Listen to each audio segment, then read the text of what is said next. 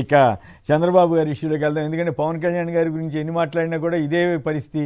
ఆయన ఏం మాట్లాడుతున్నాడు, పైగా సనాతన ధర్మం అంటూ సనాతని వేషంలో ఉంటూ ఇన్ని అబద్ధాలు ఆడటం అనేది ఆశ్చర్యం అనిపించట్లేదు. ఆ ఒక్కదానికి మీ కామెంట్ ఏమిటి రామ్నాథ్ గారు? నిజంగానే సనాతన ధర్మం అన్నప్పుడు సత్యమే మాట్లాడవలను, అబద్ధాలు మాట్లాడకూడదు అనేది ఉంటుంది కదా. అవన్నీ వదిలేసి ఆ వేషం వేస్తే సనాతన అయిపోతాడా? ఇప్పుడు ఆయన ఆయన ఆయన ఆలోచన అలాగే ఉంది కొమ్మినేని గారు. నిన్న మొత్తం అన్ని అసత్యాలు అర్ధసత్యాలు చెబుతూ కానీ ఆ డ్రెస్ వేసుకొని అది చేస్తూ ఉన్నారంటే ఇంకా అది ఆలోచించుకోవాలి. సనాతన ధర్మాన్ని ఆచరించాలి, పాటించాలి అనే వాళ్ళు ఆయన నమ్మే జనానికి మనం శాల్యూట్ చేయాలి. అబ్బబ్బబ్బా, ఇన్ని అబద్ధాలను ఎట్లా భరించగలుగుతున్నారు? అయోధ్య లడ్డూలు కానించి అన్ని అబద్ధాలు చెప్పగలిగి కూడా ఇప్పుడు నీతులు చెప్తున్నాడు. అది విచిత్రమైనటువంటి పరిస్థితి. నిన్న కూడా మళ్ళీ మాట్లాడుతున్నారు అయోధ్య లడ్డూల గురించి. మళ్ళీ నిన్న కూడా కల్తీ లడ్డు అని మాట్లాడుతున్నారు. అన్ని అబద్ధాలు కూడా ఆయన ప్రత్యేకంగా సౌరవ్ బోరా అని ఆయన రామేశ్వరరావు వాళ్ళిద్దరు నెయ్యి తెచ్చి ప్రత్యేకంగా ఏది నాటి ఆవులతో నెయ్యి తెచ్చుకొని వెళ్తే దాన్ని కూడా మళ్ళీ మాట్లాడుతున్నారంటే ఇంక ఏం చేయగలుగుతాం కొమ్మినేని గారు? అంతే అంతే. సనాతన హిందూ అంటే సనాతన హిందూ పరువు తీసినట్లు కదా. అబద్ధాలు చెప్తే సనాతన హిందూ పాత్ర పోషించే వాళ్ళు అబద్ధాలు చెబుతారు, అసత్యాలు చెబుతారు. నోరు తెరిస్తే అబద్ధం అనే పరిస్థితి వస్తే ఆ హిందూ ధర్మానికి సనాతన ధర్మానికి ఎంత అపచారం చేసినట్లు.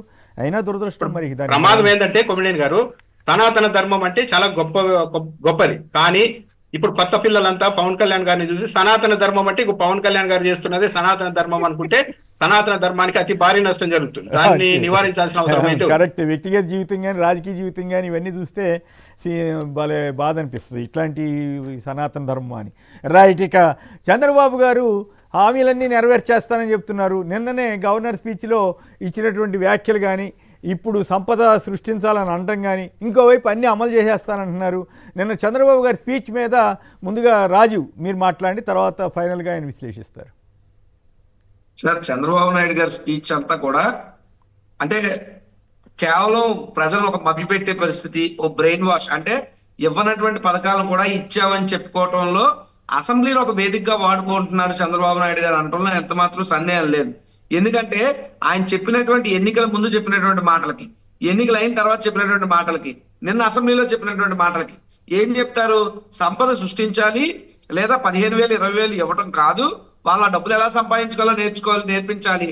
మరి అంత తెలిసినట్టు ఎందుకు సంక్షేమ పథకాలు హామీలు ఇచ్చావు? ఎందుకు నిరుద్యోగ భృతి ఇస్తానన్నావు? ఉద్యోగం కదా ఇస్తానన్నాలి, నిరుద్యోగ భృతి ప్రస్తావన తేకూడదు కదా, తల్లికి వందనం పథకం నువ్వు చెప్పకూడదు కదా. ఇప్పుడు మా పాలసీ ఏంటంటే సంక్షేమం అలాగే అభివృద్ధి. అందులో మొదటిది సంక్షేమానికి ఇచ్చాం, రెండోది అభివృద్ధి చేసాం. దట్టు మా 5 ఏళ్ల పిల్లలు 2.5 ఏళ్ళు 3 ఏళ్ళు కరోనాకే పోయింది. మా పరిపాలన మేము ఎంత చేసాం? మా పరిపాలన చూస్తే పెరిగినటువంటి వృద్ధి రేటు, తగ్గినటువంటి నిరుద్యోగ రేటు, జిఎస్డిపిలో కానీ, దేశం కంటే ఎక్కువ సాధించడంలో కానీ, పర్ క్యాపిటల్ ఇన్కమ్ పెంచడంలో కానీ ఇవన్నీ మా ప్రభుత్వం చేసింది. కానీ ఈ ప్రభుత్వం వచ్చిన తర్వాత ఏం చేసింది? మొత్తం అన్ని పడిపోయాయి. గణాంకాలు చూస్తే పడిపోయాయి, ఆ నోటి మాటల్లో చూస్తే తారాస్థాయి అయినటువంటి మాటలు చంద్రబాబు నాయుడు గారు చెప్పడం శోచనీయం. ఈ రోజు ఏ ఒక్కరికి కూడా ఒక్క పథకం రాలేదు, ఎక్కడ ఒక్క ఉద్యోగం రాలేదు. కానీ నిస్సిగ్గుగా 4 లక్షల ఉద్యోగాలు ఇచ్చామని చెప్పి గవర్నర్ గారితో మీరు చెప్పించారంటే మీరు ఏ స్థాయికైనా వెళ్తారు కదా అబద్ధాలు ఆడటంలో. కాబట్టి చంద్రబాబు నాయుడు గారు అబద్ధాలతో తన యొక్క పరిపాలన బ్రాండ్ ఇమేజ్ ఇచ్చుకుంటున్నారు తప్పితే గ్రౌండ్ రియాలిటీలో శూన్యంగా ఉంది. ఈ రోజు అసెంబ్లీలో వారికి బలం ఉందనో, లేదా గవర్నర్ గారు వారు రాసిచ్చినటువంటి స్పీచ్ చదువుతారనో ఉండొచ్చు. కానీ గ్రౌండ్ రియాలిటీలో చంద్రబాబు నాయుడు గారు ఒక్క పథకం హామీ చేయలేదు. ఆయన చెప్పిందేమో కొండంతా, చేసిందేమో గోరంతా కింద చంద్రబాబు నాయుడు గారి మాటల వ్యవహారం కనిపించింది అసెంబ్లీ వేదికగా. రైట్. రామ్నాథ్ గారు. కొమ్మినేని గారు, అసలు చంద్రబాబు నాయుడు గారు పాలసీ ఏంటి సంక్షేమం మీద అనేది ఇప్పుడు పెద్ద పజిల్ గా మారిపోయింది. ఆయనే రకరకాలుగా ఒక్కో వేదిక మీద ఒకలా మాట్లాడుతున్నారు. ఢిల్లీ మోడల్ ఫెయిల్ అయిందన్నారు, బటన్ నొక్కిన వాళ్ళని పక్కన పడేశారన్నారు. మళ్ళీ నిన్న గవర్నర్ ప్రసంగంలో కూడా ఇందాక మీకు చెప్పాను, అదే ఎవరైనా చేపని ఇస్తే అది అతని ఆకలి ఒక్కరోజు మాత్రమే తీర్చగలదు, అదే కనుక మనిషికి చేపలు పట్టడం నేర్పితే జీవితాంతరం తిండి లభిస్తుందన్న సూక్తిని ముఖ్యమంత్రి చంద్రబాబు అనుసరిస్తున్నారు అని గవర్నర్ తెలిపారు. గవర్నర్ గారితో చెప్పారు.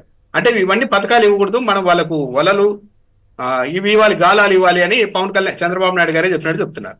మళ్ళీ నిన్నేమో మేము పథకాలన్నీ అమలు చేస్తామని చెప్తున్నారు. మీరు అన్నిటికీ కీలకమైన అంశం ఏంటంటే చంద్రబాబు నాయుడు గారు ఇప్పటికీ కూడా మాట్లాడుతూ ఉన్నది జగన్మోహన్ రెడ్డి గారు తీసుకొచ్చిన స్కీముల్ని ఇంప్లిమెంట్ చేయడం వరకే మాట్లాడుతున్నారు. కానీ ఈయన ఎక్స్క్లూజివ్ గా తెచ్చిన ఏది మహిళలకు 1,500 ఇస్తామన్న హామీ గురించి మాట్లాడడం లేదు, నిరుద్యోగ వృత్తి గురించి మాట్లాడడం లేదు. 50 ఏళ్లకే ఎస్సీ ఎస్టీ బీసీ మైనార్టీలకు 50 ఏళ్లకి పింఛన్ ఇస్తామన్నారు, దాని గురించి కూడా మాట్లాడడం లేదు. అంటే కేవలం మభ్య పెడుతూ ఉన్నారు. ఇవ్వలేమని చెప్తే ఏమైతుందో అన్నట్టుగా ఇస్తామని కాలం వెళ్ళబుదీయడానికి ప్రయత్నాలు చేస్తూ ఉన్నట్టుగా ఉంది చంద్రబాబు నాయుడు గారు. నిజానికి 2014-19 మధ్య కూడా ఇదే జరిగింది. ఇస్తాం అనుకుంటున్నా లాస్ట్ ఆఖరికి ఏమి ఇవ్వకుండా ఒక ఏడాదికి ముందు 6 నెలలకు ముందు ఒక అన్నా క్యాంటీన్లు, ఇప్పటికీ చెప్పాలంటే ఇంకా ఉచిత బస్సు కూడా తీసుకురాలేదు. తెలంగాణ ప్రభుత్వం అన్న అధికారం వచ్చిన వెంటనే కొన్ని నెలల్లోనే ఆ స్కీమ్ ఇంప్లిమెంటేషన్ లేక తెచ్చింది. కానీ దాన్ని కూడా చంద్రబాబు నాయుడు గారు చేయడం లేదు. అంటే చంద్రబాబు నాయుడు గారు కేవలం మాటలతో మభ్యపెట్టే ప్రయత్నం చేస్తూ ఉన్నారు. అతి తక్కువ పని చేసి ఎక్కువ మైలేజ్ తెచ్చుకోవడం ఎలా అన్న దాని మీద అనలైజ్ చేస్తూ ఉన్నారు. కానీ ప్రజలకు మంచి చేయాలి అన్న ఆలోచనతో చంద్రబాబు నాయుడు గారు లేరు అన్నది అయితే చాలా క్లియర్ గా. ఒక పాయింట్ చెప్పండి రామనాథ్ గారు, ఇక్కడ పాయింట్ ఏంటంటే అయితే దానికి కట్టుబడి ఉండాలి ఆ కొటేషన్కి. ఏది చేపలు ఇవ్వకూడదు, చేప వల ఇవ్వాలన్నది. ఓకే, సంతోషం. లేకుంటే ఈ సూపర్ 6 హామీలు అమలు చేస్తాము, అమలు ద్వారానే అభివృద్ధి అని చెప్పాలి. రెండు ఎట్లా చెప్తాడు నాకు అర్థం కావట్లేదు. అంటే ఏదో ఒకటి మోసం అని చెప్పడమే కదా. అంటే అసలు ఆయనకి చిత్తశుద్ధి లేదనేటువంటి అభిప్రాయం కలగదా? మళ్ళీ ఇంకోవైపు ఏమో సంపద సృష్టించిన తర్వాత చూద్దాంలే, మీరు మళ్ళీ సంపద నాకు తెలుసు అంటే సృష్టించడం తెలుసు అంటారు, ఇంకోవైపు ఏమో మీరు చెవిలో వచ్చి చెప్పండి అంటారు. ఇంత పరస్పర విరుద్ధమైనటువంటి వ్యాఖ్యలు చేయడం ద్వారా ఇప్పుడు సోషల్ మీడియా వచ్చింది కాబట్టి ఇవన్నీ బయటకు వస్తున్నాయి. ఈ రకంగా జనాన్ని మాయ చేయటం సాధ్యమేనా?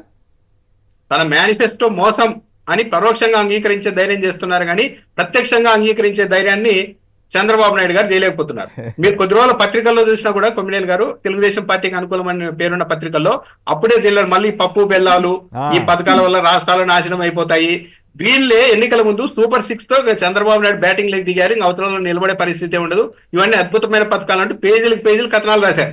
మళ్ళా కొద్ది రోజుల నుండి ఇవన్నీ నాశనం చేసే పథకాలు అని మాట్లాడుతున్నారు. చంద్రబాబు నాయుడు గారి ఆలోచన ఏంటి అంటే గవర్నర్ గారితో తాను చూపించుకున్నారు. అది ఆయన అసలు రూపం. మేము పథకాలు ఇవ్వము, కావాలంటే వలలు ఇస్తాం, అంతవరకే అని. కానీ ఇప్పటికిప్పుడు మేము అన్ని ఇవ్వము అంటే మీరు మేనిఫెస్టోలో చెప్పారు కదా, సూపర్ 6 లో చెప్పారు కదా, పచ్చి మోసం అంటారు కదా అన్న ఉద్దేశంతో ఇస్తాం, సంపద సృష్టిస్తాం అంటూ చెప్తూ వెళ్తున్నారు. నిజానికి వదిలేసినట్లే కదా, ఆ సంగతి కూడా చెప్పాలి కదా. ఈ ఏడాది ఎందుకు ఇవ్వలేకపోయామో చెప్పాలి కదా, ఎందుకు మేము అబద్ధం చెప్పామా లేకపోతే ఏంటి అనేది కూడా చెప్పాలి కదా. ఈ ఏడాది చెప్పకుండా వచ్చే ఏడాది మే అంటే వచ్చే ఏడాది కిందకి వచ్చేసింది కదా సార్. మే కాకపోతే జూన్, ముందేమో జూన్ అన్నారు, ఇప్పుడు ఏదో తెలివిగా మే అంటున్నారు. మరి అంటే ఈ ఏడాది మొత్తం పోయినట్టే అన్ని స్కీములు, సూపర్ 6 అంతా, సూపర్ 6 మిగతా ఇప్పుడు ఇందాక మిత్రుడు రాజీవ్ చెప్పినట్లుగా అనేక హామీలు.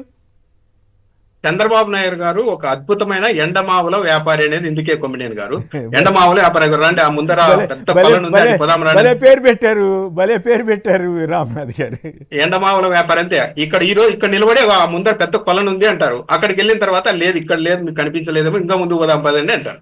అట్లా వీలైతే 2047 వరకు ఇలాగే నడిపించగలిగిన సమర్థుడు చంద్రబాబు నాయుడు గారు. Okay, right.